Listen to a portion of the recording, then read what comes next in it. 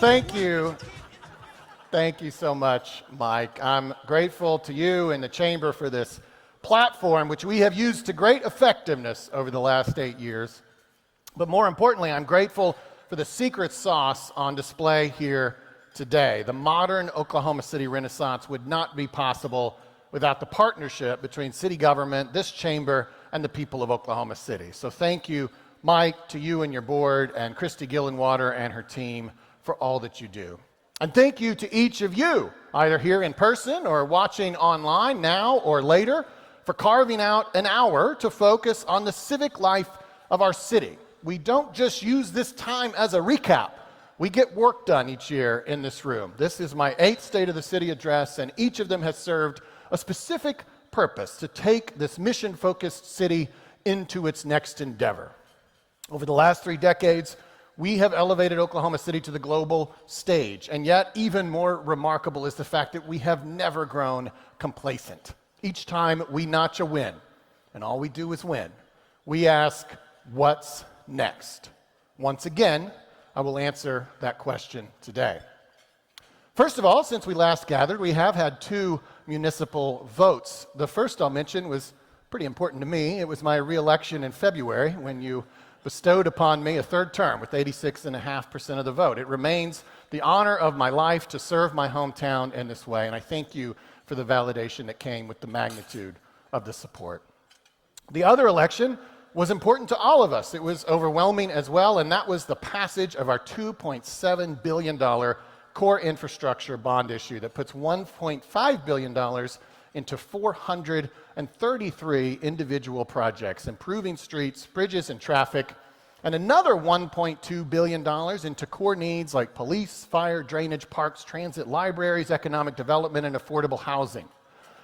The bond issue vote last October contained 11 questions. The lowest one received 75% support, and the highest one received 85% support.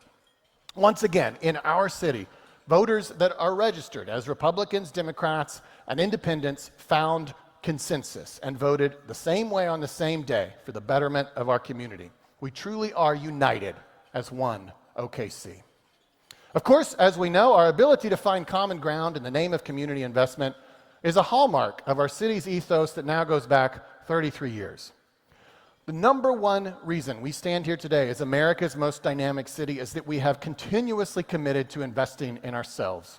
Starting with the passage of the original maps in 1993 and through October's bond issue, our voters have approved 15 initiatives to invest in capital projects, to build or maintain things.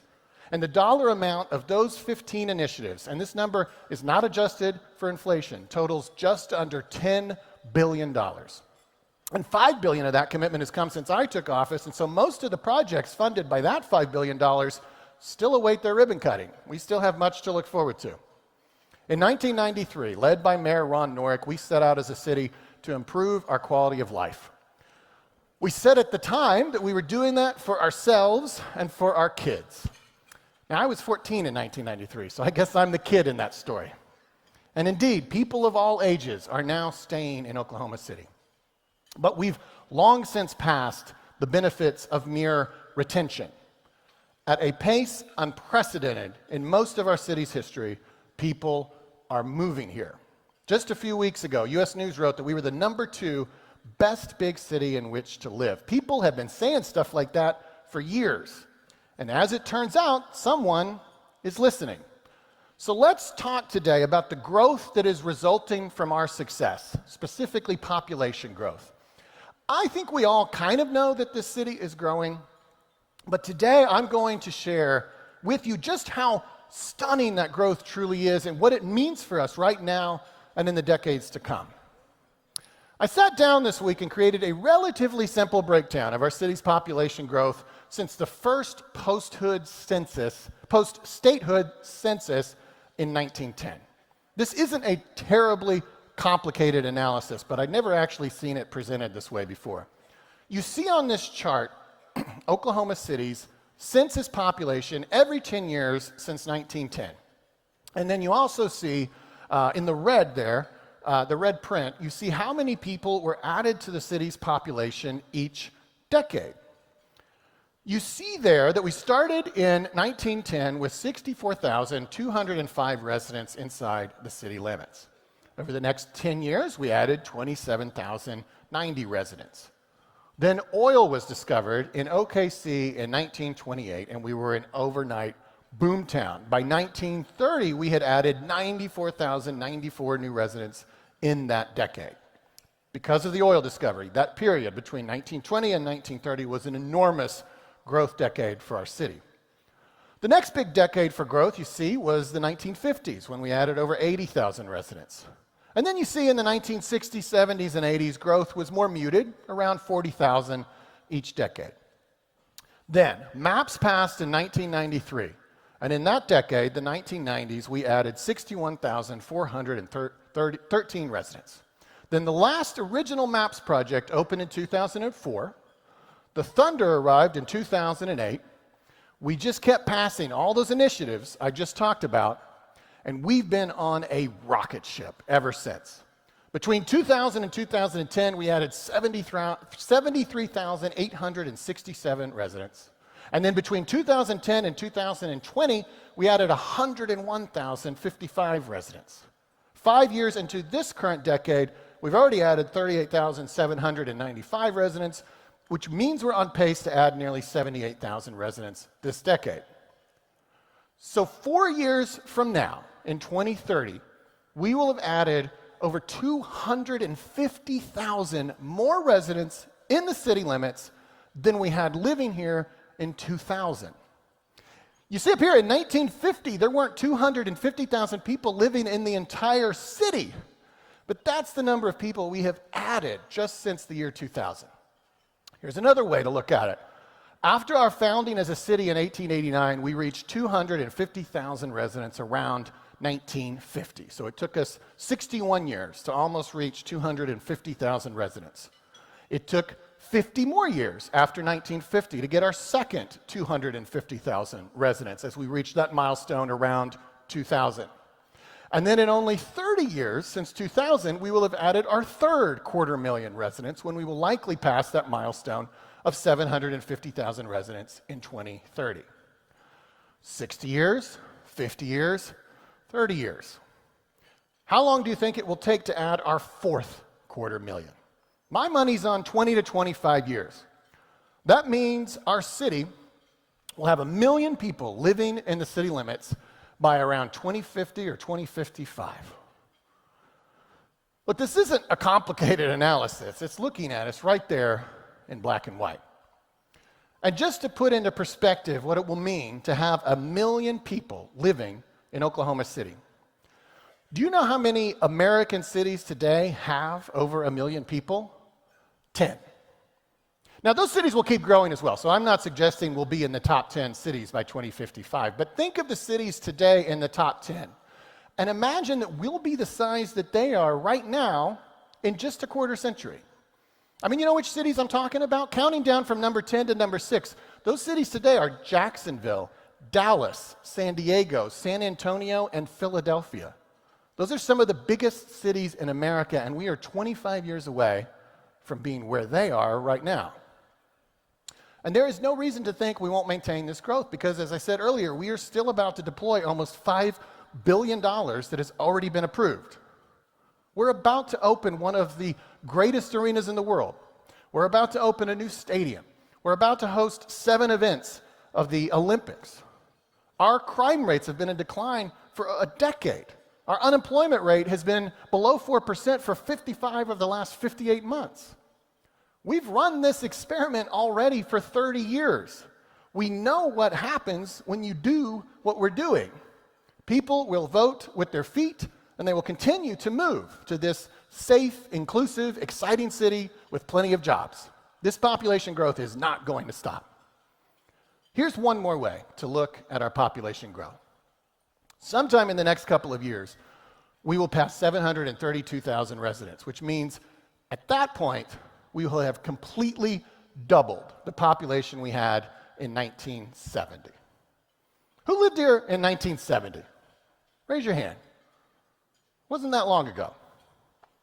And if you lived here in 1970, you drove on I-40, you drove on I-35, You drove on I-44. The fundamentals of our city's transportation network are the same today as they were in 1970. But within 2 years, there will be twice as many people on those highways than there were in 1970. Have you noticed the difference? I know you have, because each year the census quantifies how much time you spend commuting to your job each way. In 2005, 20 years ago, they said that you spent an average of 19.2 minutes driving to your job in Oklahoma City. Today, they say you're spending an average of 22.1 minutes. That's 3 minutes more each way, which is a 15% increase. Since 2005, that's an additional 6 minutes per day and a half hour more per week. That's 26 more hours a year. A full calendar day each year that you're spending in traffic that you weren't spending in 2005. Nothing is more precious than our time, and we're spending more of it each year in our cars. And that's not to speak of the behavior changes you might already be making to limit your time in traffic. Rush hour is getting longer, and people tell me their new avoidance strategies every day. People are starting to go to work earlier or leave later to avoid traffic. It used to be in Oklahoma City that if you showed up late to a meeting, you said, "Sorry, I got stuck in traffic," and people kind of gave you side eye. Not anymore, which is actually convenient for people who were already late to everything. Listen, everything I'm describing, the population growth, the increasing traffic, these are cold, hard realities. Nothing I'm describing is suddenly going to reverse itself. And I can't stop people from moving here. We can't build walls around the city. The only way to encourage them not to move here is to make it miserable to live here. But then we have to live in that miserable place too.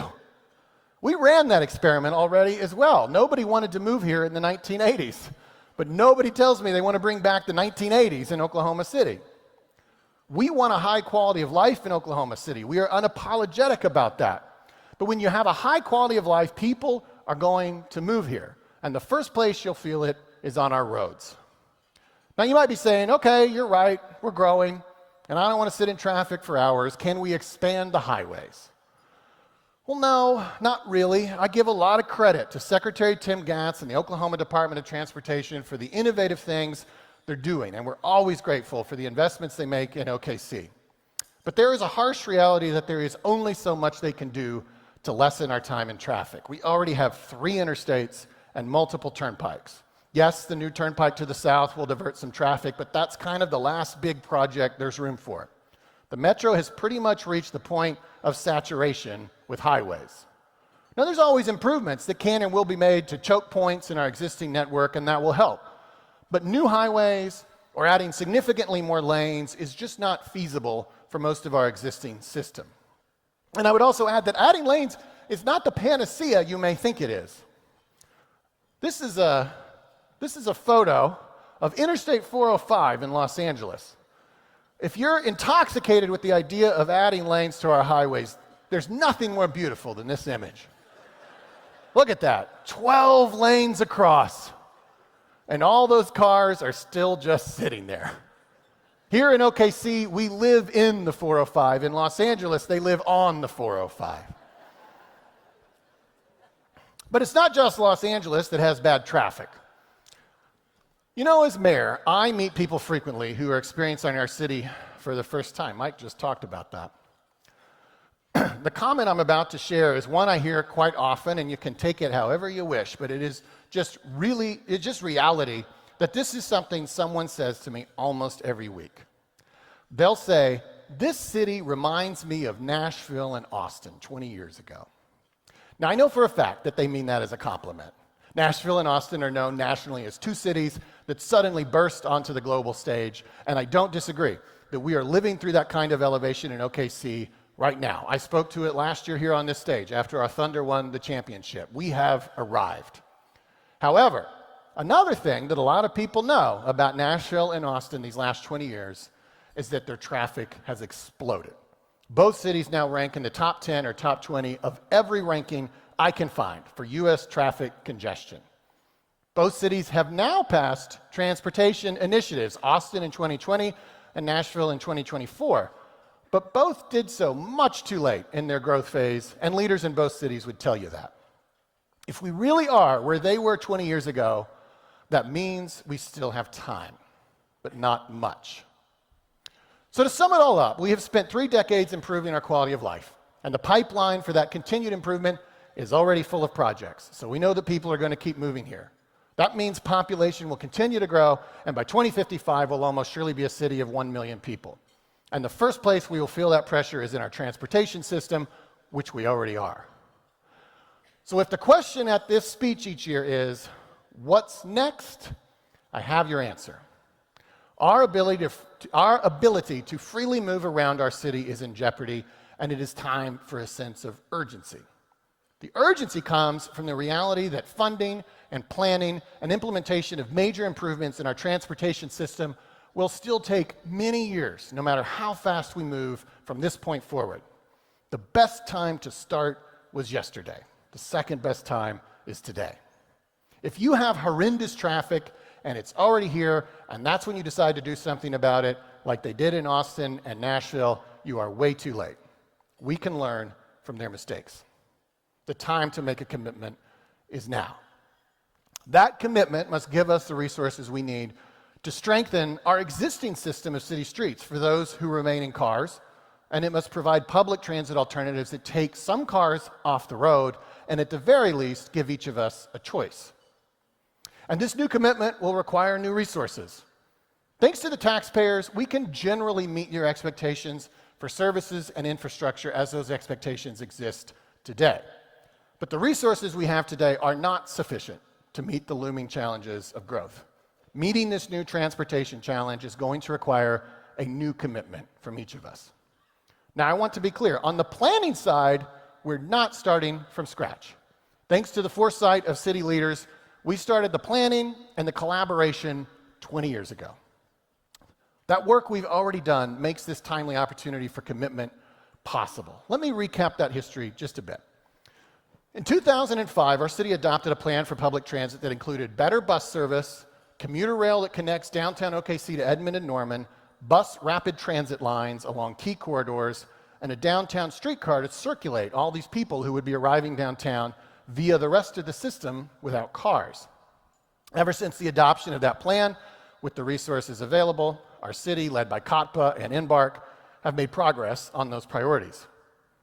Through MAPS 3, MAPS 4, bond issues, and federal grants, we've done a lot to invest in some of the infrastructure we'll need.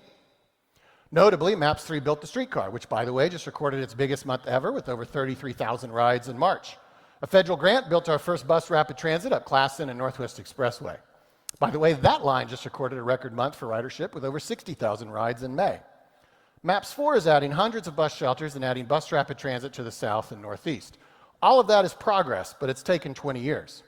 The growth is passing us by, and the work that needs to be done requires greater resources and a permanent commitment, not a temporary one like those initiatives.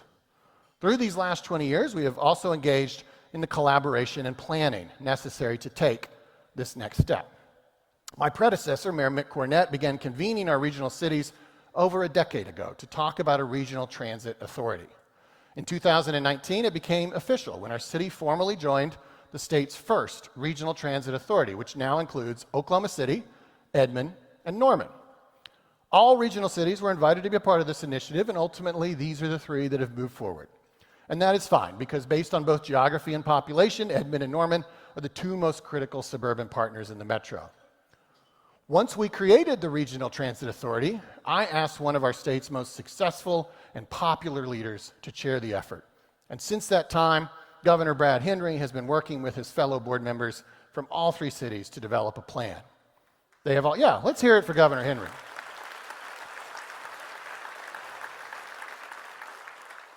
They have all worked incredibly hard for 7 years. I've talked about this in every State of the City address since 2019, and there's been a lot of media coverage as well.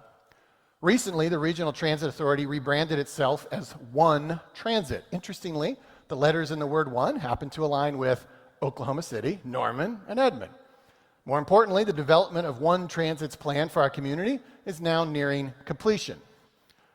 Their plan will include additional road funding for all 3 cities. Roads are absolutely a part of this community's transportation system and always will be. And funding for roads is desperately needed in all 3 cities.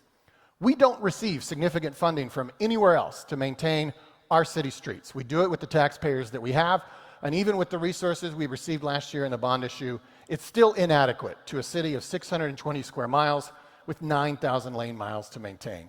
It currently costs between $800,000 and $900,000 to resurface 1 lane mile. So to resurface every street in the city would cost between $7 and $8 billion. So we will make good use of additional road funding, and so will Edmond and Norman.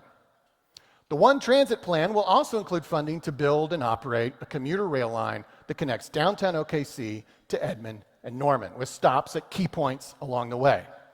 This will be a game-changing new amenity for the community that will change the way we commute to work and the way we travel to Thunder games and concerts, OU football, and date nights.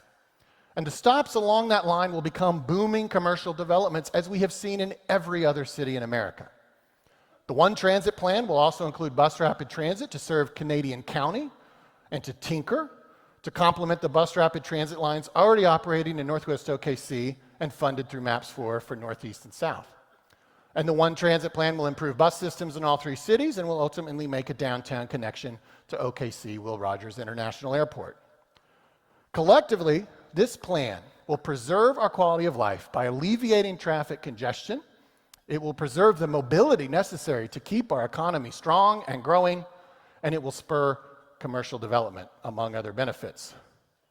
This plan and its necessary resources will require voter approval in a pooled vote of Oklahoma City, Edmond, and Norman voters.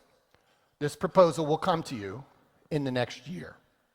There are still ongoing conversations as we collaborate with the many partners at the table, including One Transit, the mayors and city councils in all 3 cities, and this greater OKC chamber. Though we have details to consider and timing to finalize, we all understand that the challenges of population growth I have described today must be faced, and that we have to make a commitment to our transportation system, and that there is a sense of urgency. This particular challenge stemming from growth is not the only one that will require our attention in the years ahead, but it is the one that requires the most implementation time. It is the one that requires the greatest additional financial commitment, and it is the one that is ready. We have talked about this for my entire tenure as mayor. Governor Henry has given this almost as much time as he spent serving as our governor. The time for commitment is now upon us. There is nothing that would be easier for all of us than to do nothing. I'd love to just cut ribbons the next 4 years and watch the moving trucks arrive. But I cannot do that in good conscience. Because today, Oklahoma City got larger by 21 people. Tomorrow, we'll add 21 more, and then 21 more on Friday, and so on. The growth is relentless, and we have to address it, or we will deeply regret our inaction. Our population growth is validation of our success. It is also the challenge of our times. And like all previous challenges, we will meet it. So stay tuned on this topic. More to come in the months ahead. So today, I didn't want to bury the lead. What I just talked about is so critical to our city's future that I needed to get that done right up front.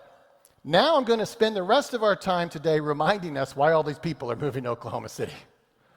One big reason for our continued success is, of course, the continued international platform provided by the NBA, our Oklahoma City Thunder, and our incredibly talented players.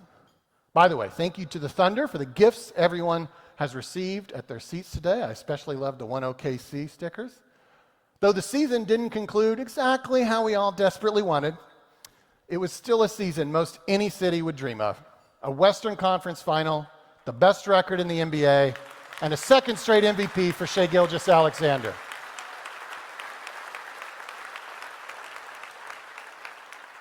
And that second straight MVP for Shai was our city's 4th MVP award in the last 13 seasons. When the season finally ended, it felt like the conclusion of a 14-month chapter in our lives that we will never forget. The playoffs of 2025, our first championship, the parade, the 2 months of community celebration, the raising of the banner, and then the season spent as defending champs. It was a ride for the ages. Again, I want to thank the ownership of the team led by Clay Bennett and his partners, George Kaiser, Jeff Records, Bill Cameron, Bob Howard, Jay Scaramucci, and Everett Dobson. I want to also thank Sam Presti, Danny Barth, Coach Degnauld, and all the coaches, players, and staff, and everyone in the organization for giving that gift of this past year to the people of Oklahoma City. And obviously, it's a gift that keeps on giving. The generous commitment from Clay and his partners to the roster, the brilliant management from Sam, it all means that we're going to enjoy this ride for years to come. And that winning identity will continue to elevate our city because we uniquely place the NBA and the Thunder at the center of our brand. We do so because the NBA has a truly global reach, and the Thunder is an organization of almost unparalleled excellence in professional sports. We have some of the leadership of the Thunder here today. Let's thank the Thunder for this past year.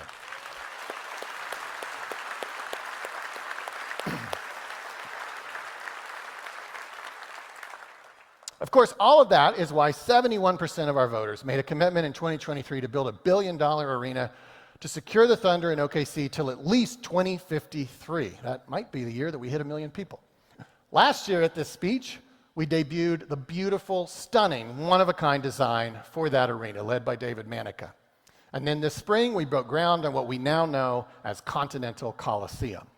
This venue sustains our relationship with the Thunder and keeps us competitive for concerts, but it also makes an aesthetic statement about the city that we want to be. Next week brings the first pouring of concrete as part of the construction, and our arena will soon rise out of that pit. This arena will be a wonder of the world, and just its presence, let alone what happens inside, will become an iconic representation of our city. We have obviously used sports to lift our city's brand, and there is no question that much of our profile around the nation and the world continues to be driven by sports. We have invested in sports time and again, and every single investment has come back to us many times over. Of course, ranking high on that list are the choices we made in the last 30 years to build a whitewater facility and the greatest softball stadium in the world. And this past year, in the bond issue, we made commitments to further upgrade Riversport and Devon Park, the competition sites for the 2 sports and 7 events we will host as part of the 2028 Los Angeles Olympics. I'll have more to say about the Olympics in a moment, but first I want to highlight that starting this weekend, our city is hosting one of the most important sporting events we've ever had. We've hosted the NBA Finals, we've hosted the Women's College World Series, we've hosted NCAA championships and tournaments and rodeo finals, but we have never hosted the official World Championship in a long time, consistent Olympic sport. But from Monday through Saturday of next week, July 20th through the 25th, we will host the World Championships of Canoe Slalom, the sport we are hosting in the 2028 Olympics. The World Championships have been staged since 1949, and this is only the 3rd time the World Championships will have been staged in the United States, and the first time in the U.S. since 2014. For the price of a movie ticket, this historic event presents an incredible opportunity for you to engage with this sport. Over 300 athletes from 50 countries are descending on our city right now. The opening ceremony is this Saturday night, July 18th at 7 p.m. at Riversport. The opening ceremony is free and open to the public. There will be a parade of nations, musical performances, and fireworks. Competition begins Monday, July 20th and lasts through Saturday, July 25th. Anytime you can come by is good, and competition will be happening all week, generally from 10 a.m. to 4 p.m. each day. If you're looking for some high points, I recommend coming to the finals that are at the end of each day, usually around 2 o'clock. The entire schedule is at OKC2026.com, OKC2026.com. And all of these events are accompanied by great food and entertainment. You can buy your tickets right now at that same website, OKC2026.com. We all fully recognize that there's a lot of things going on in the city and the world, and that you may have only vaguely heard about these World Championships before today. But don't worry about it, because it's not too late to be a part of it. These championships are a perfect way to prepare for the Olympics and OKC. All of the people in this room have been clicking on the LA28 website, trying to get canoe slalom tickets in 2028, and I'm telling you, you can see the same athletes in a high-stakes environment right here in OKC next week. And I promise you can get a ticket, and they're very affordable. So make plans to come out. You won't regret it. I watched days of canoe slalom at the Paris Olympics, and it's a thrilling sport to watch. Thousands of our residents are going to discover that in the next 2 years. Let's get a jump on that process next week. Oklahoma City is truly a world capital for paddle sports. And in fact, the governing body for canoe slalom and another Olympic sport, canoe sprint, will host their Global Congress in Oklahoma City in the days following the World Championships. These next 2 weeks represent a big milestone in our Olympic journey. Speaking of the Olympics, yesterday was the 2-year countdown to the opening ceremonies. As you know, Oklahoma City is the only city outside of Southern California to host the entirety of a sport in the 2028 Los Angeles Olympics, and we are hosting 2, canoe slalom and softball. We will have 16 straight days of events here in OKC in July of 2028. Last fall, the official 1,000-day countdown was hosted by LA 28 leadership right here in OKC. This chamber has created our local organizing committee, and Michael Burns is hard at work putting everything together. You may have seen the exciting announcement that the Athletic Village will be hosted at Oklahoma City University. President Ken Evans and his team are fired up to host hundreds of athletes from around the world, and it's a historic opportunity for OCU. In the months ahead, we will have many more announcements to come. One thing I can't wait for is the day we share with you the official LA 28 logo for Oklahoma City. If you followed the games, you know that LA 28 has logo variations that utilize different letter A's to represent different things. Maybe you can see that up there. Oklahoma City will have its own A, and therefore our own unique LA 28 logo. I think that logo is going to be on a lot of hats and shirts in this state. And I know a lot of people are also still interested in tickets and volunteering. LA 28 really leaned into our partnership and gave our OKC residents an early ticket drop before anyone else. But a lot of tickets are still yet to drop, and so keep an eye out for that if you've already signed up. And if you're not signed up, it's not too late. Simply go to la28.org to get in the draw. As for signing up to volunteer, that is also at la28.org, and signups opened yesterday. Many announcements will come out in the months ahead as we finalize our plans. If you've heard me say, we want this to be a festival atmosphere across the city, and so there's a lot yet to roll out. But I'll leave the topic today with one more thing to look forward to. I can share with you today that in the months leading up to the games in 2028, we will see the Olympic torch pass through Oklahoma City on its journey to Los Angeles. As I said, first person to clap gets to carry it. As I said a moment ago, sports have given us a platform in OKC to tell our story, and this year has been a banner year. We hosted some very memorable NCAA men's basketball tournament games this spring, especially if you were from Nebraska. We've got UFC making its return to OKC this weekend. We welcomed a new Live Golf team and a UFL team. We've enjoyed our Comets all summer, as well as our OKC Spark professional women's softball team. The Spark play at Oklahoma Christian University in OKC as part of a new league, the AUSL, with all games on national television.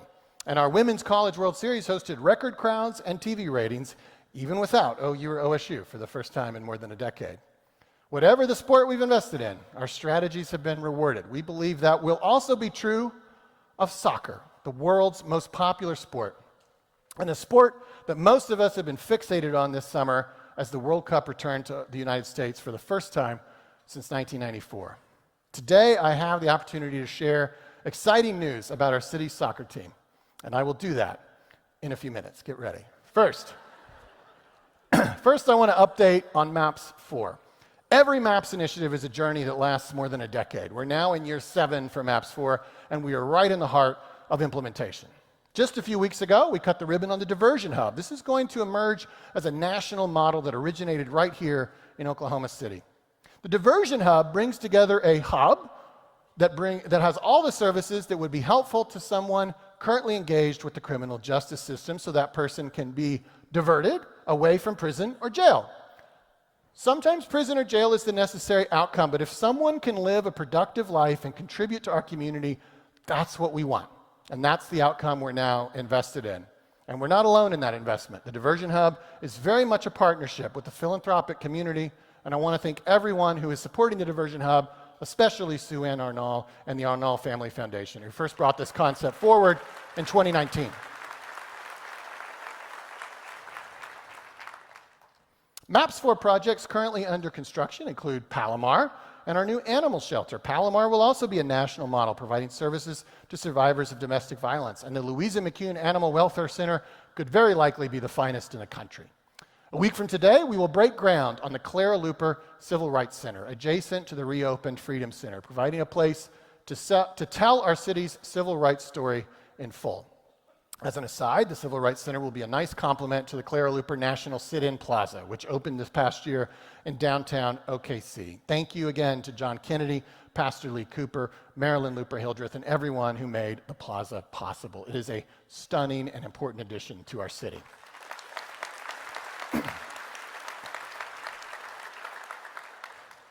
Also from MAPS 4, this past year we opened Dorset Place, a new housing community supporting veterans in danger of experiencing homelessness. We opened a new MAPS 4 pedestrian bridge over the river this past year, providing a link to Okana. Another recent notable dedication was the unveiling of a massive new piece of public art funded by the Beautification Project in MAPS 4. Kicks 66, adjacent to the National Cowboy and Western Heritage Museum, is a new piece by artist Cameron Eagle that honors Oklahoma City's status in the famous Route 66 song and our place along Route 66, which is, of course, celebrating its centennial this year.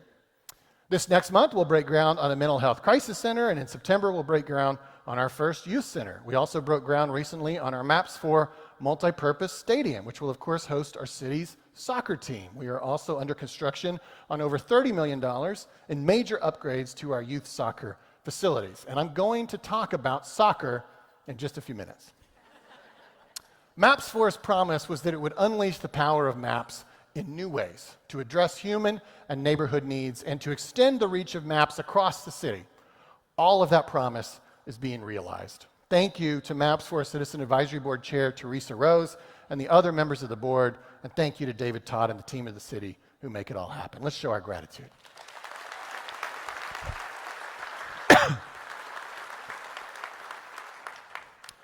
Another major focus for our team at the city remains homelessness.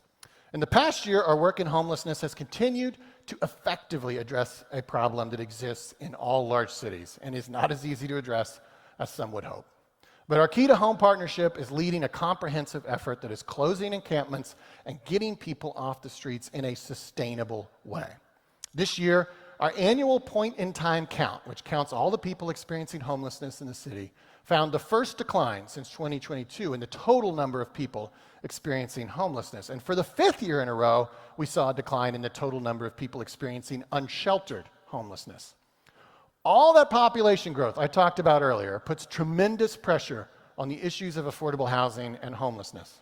But in the face of that pressure, we have seen success thanks to this community's willingness to pursue effective strategies that actually reduce homelessness. That progress has been gradual but largely consistent for some time. 20 years ago in this city, for every 10,000 residents of OKC, about 30 residents were experiencing homelessness. This year, for every 10,000 residents in the city, 26 residents are experiencing homelessness. That's a decline. In fact, every major statistic about homelessness that you would want to be in decline is currently in decline. That reality, however, definitely doesn't mean that the job is done. It's never done. These numbers are only moving in the right direction because of careful planning, collaborative implementation, and funding from government, nonprofits, and the private sector. This will always be a challenge in any large city, and in ours, it will require our continued focus, especially because of the growth I've been talking about today.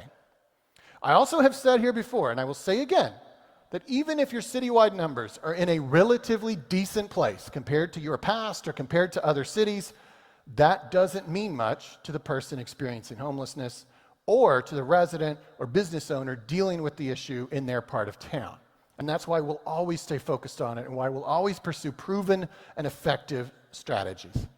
I can't thank enough the people who have led the Key to Home partnership, especially past Chair Clay Moss, current Chair Gary Brooks, all of the board members, all of the many nonprofit partners, philanthropic partners, including the Inasmuch Foundation, and the entire team at the city, especially Jamie Caves. Why don't we thank that group?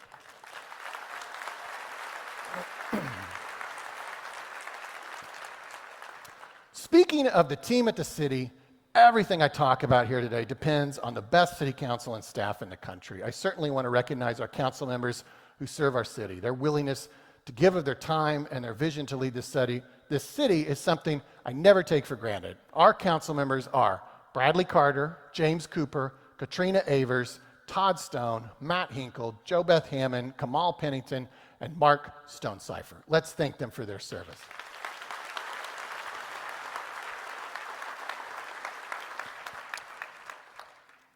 And of course, we owe gratitude to our staff team at the city, led by City Manager Craig Freeman, who is now officially the second longest serving city manager in our history. Our success as a city would not be possible without our 5,000 city employees.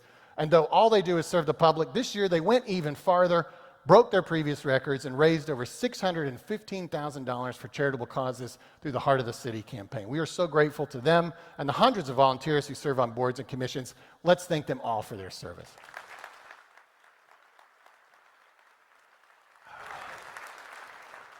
Holt my beer 4. No, I'm kidding, it's water.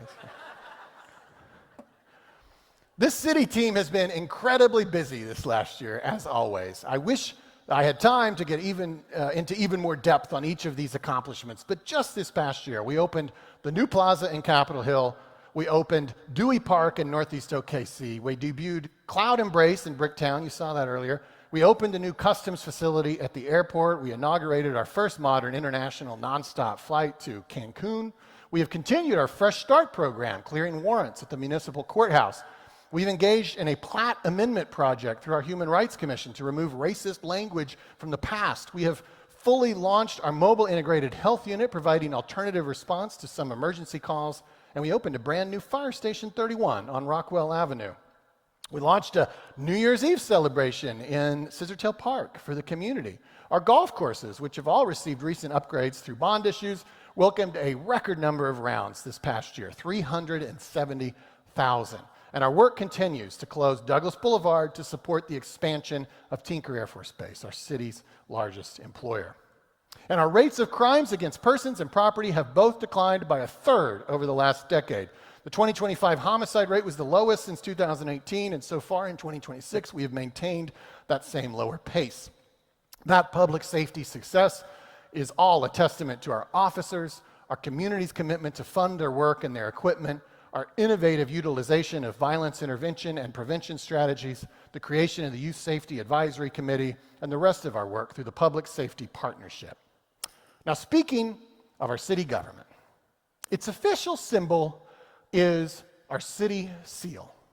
Now, I like our city seal. I doubt it's exactly what we would draw up today, but it's got a lot of history, and it speaks to our city's roots, not just the participants in the land run, but also the Native Americans who preceded them. And it speaks to our aspirations for the future. It's a good seal, it has served us well, and I believe it will for decades to come. Having said that, there is a second vehicle for representing our city that I believe we have not maximized. A city's flag ideally should be a second symbol, separate from our seal. The separation gives us a second opportunity to make a statement, but a flag should also transcend the government. When we look up at the stars and stripes, we look at that flag as representing us, as speaking to the entire American experience and ethos, not just the government. We should feel the same as residents of Oklahoma City when we gaze at our city's flag. Other cities in recent years have recognized this and seized that opportunity. The most notable example around these parts is Tulsa, where a community redesign process culminated in the adoption of a new flag in 2018. I think that new flag, that new Tulsa flag is beautiful, and it is everywhere in Tulsa. You don't really see our flag much around OKC because it is essentially just our city's government seal on a piece of fabric. There's probably a lot of people in this room who couldn't have told me 3 minutes ago what our city's official flag even looked like.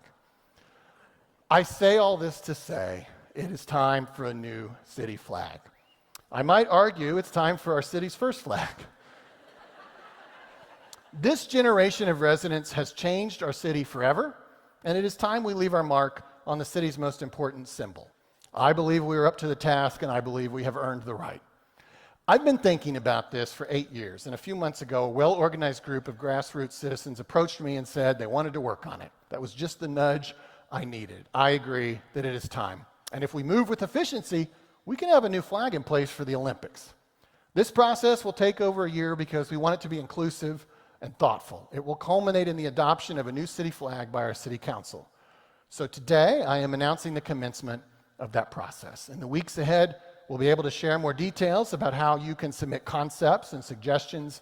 But right now, I can share a website where you can get connected to the effort to create and adopt a new Oklahoma City flag. That address is okcflag.org. Briefly, I want to mention the great work happening across the city at some of our most important institutions. The Oklahoma City National Memorial and Museum is constructing Forward, a beautiful new entry to their museum. The National Cowboy and Western Heritage Museum is doing a lot of innovative things, including the new immersive exhibit, The Cowboy. Our OKC Museum of Art continues to add important acquisitions and stage great programming. Our Oklahoma Contemporary currently has a globally significant exhibit featuring renowned artist Anthony McCall. The Oklahoma National Guard cut the ribbon on a beautiful new museum this summer in the Adventure District. Our city's Asian Night Market and Scissortail Park Night Market were named 2 of the 10 best in the country by USA Today. And our zoo welcomed record-breaking visitors this past year and a new baby elephant just a couple weeks ago, bringing our herd to 9. How did that not elicit an awe from this crowd?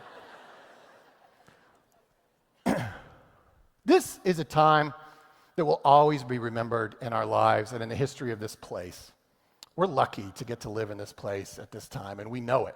Once again, we polled our residents last year and asked them whether our city is heading in the right direction, and 72% said yes, and only 11% said no. That 72% is 30 points higher than the national average for large cities. Our outlying optimism is built on the reality that we stand alone among cities and the level of investment we are making. To live in Oklahoma City in this time is to feel as if every week is Christmas. I break ground and cut ribbons every week. I have to be discerning as to which shovels I keep. And we have to be discerning on what projects we actually have a ceremony for.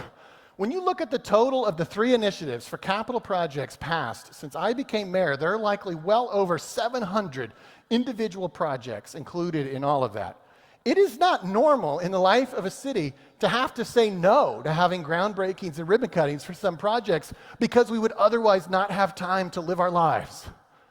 Just to exist as a city does not in and of itself provide for the constant anticipation of new things to look forward to. We had to make that happen. Each of you is a part of that story, and I hope you take pride in it. We have left a legacy, but as I've said today, there is more to do. There always is. Now, before I get to my final topic today, I want to thank the folks at my table here for what they mean to me. My kids are usually here, but they had conflicts this time.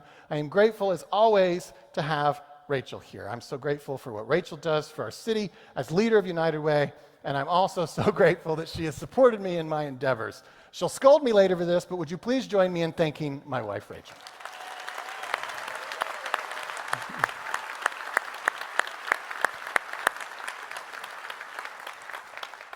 I'm also joined by my dad, Stroud, my cousins, Kelsey Fink and Sydney Willis, and my teams at both my jobs, at the city and at OCU Law, Bailey Cyber, Bobby Trey Truesdale, Karen Fox, and Cindy Elba.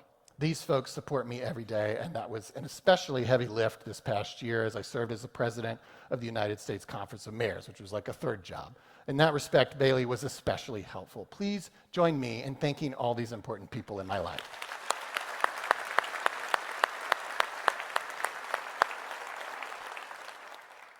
Okay, now, I've been teasing a topic all day that I thought would be a fun way to conclude our time together this afternoon.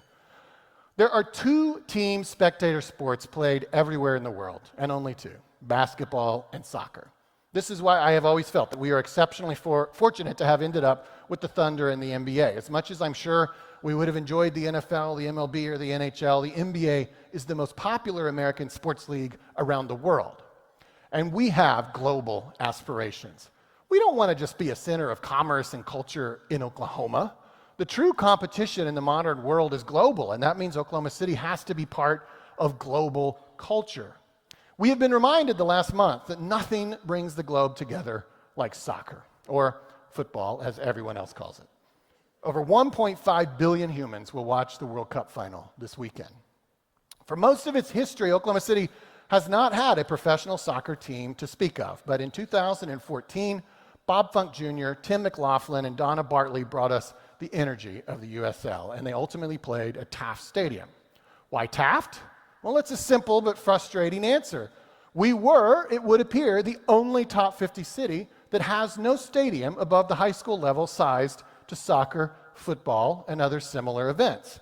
And as the years went on, it became apparent that the USL was no longer going to allow the Energy to play in a high school stadium. So, as we were developing Maps 4, we finally recognized that this city needs a stadium, and so we included it. The catalyst for that stadium was soccer, but it could also be available for concerts, American football games at different levels, and all kinds of things. This stadium was the last building block we needed to truly say that we have all the elements of a great American downtown. And our soccer team agreed to donate the land and to operate the stadium without subsidy. The capital resources provided by Maps 4 were ultimately not adequate, so in 2024 we were able to allocate TIF funding to the cause. And then in last year's bond issue, the voters approved the final funding piece, a contribution that brought the total budget to $120 million.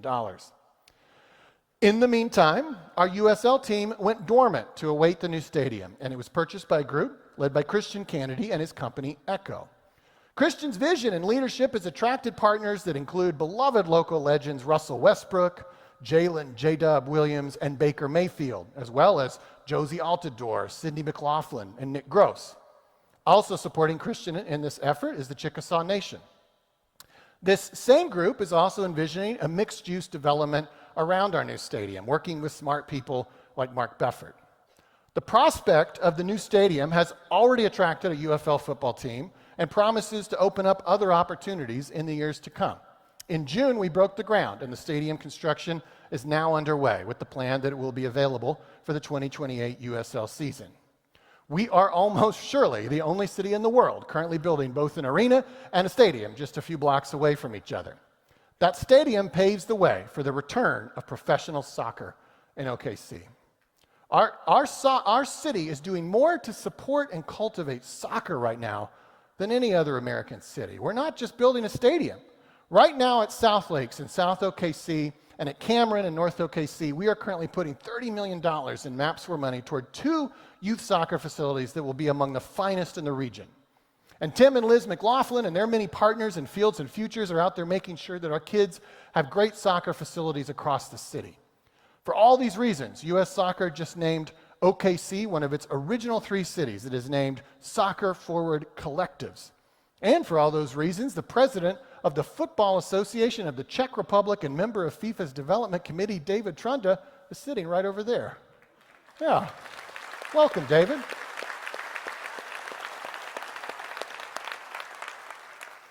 Which brings me back to our soccer team. That team went dormant, but that team did not go away. That team, our team, will hit the pitch when that stadium opens and will return the game of soccer to our city.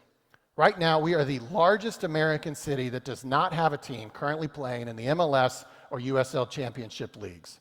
When the stadium opens and our team returns, it will play in the USL Championship League, which also has teams in some of the top American markets, including Phoenix, San Antonio, Indianapolis, Detroit, and Las Vegas.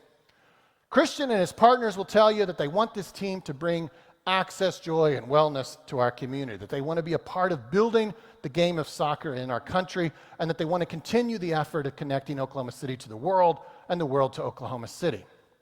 I will tell you that I want this team to do what all our teams do for us. In a world that wants to divide us, our teams bring us together.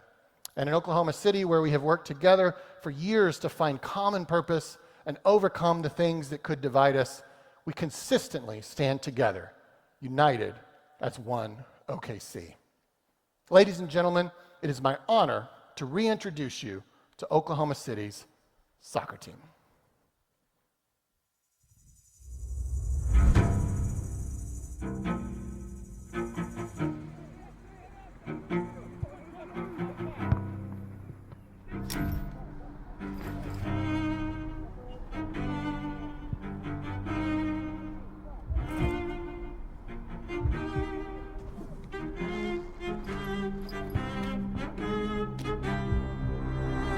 As Oklahomans, working together as one is in our DNA.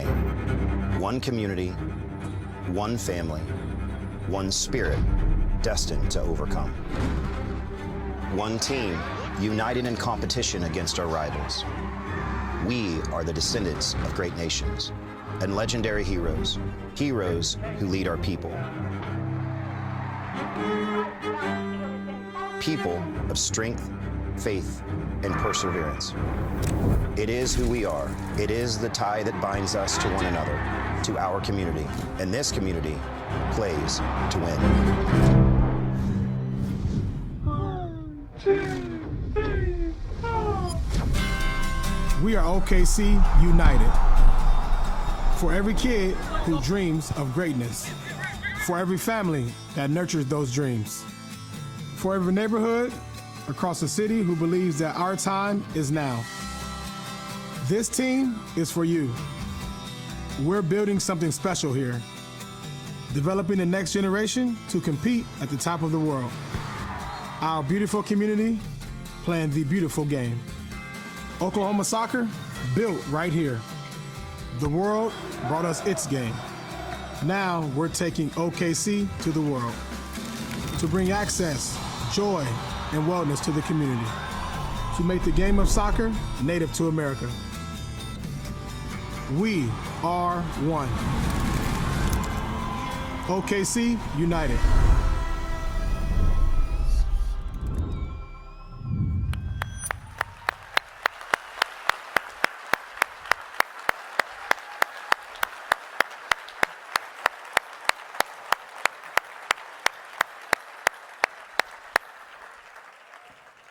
Do you recognize that second voice? Maybe you recognize Christian, but of course that second voice is our beloved friend, Russell Westbrook. We welcome the OKC United to our stable of teams that represent our great city. The team name United exists throughout the world of soccer and is steeped in tradition, but it means something more in the home of one OKC. The state of our city is united, and now so is our soccer team. Thank you again for giving this time today to our city's civic life, and thank you for the honor of being your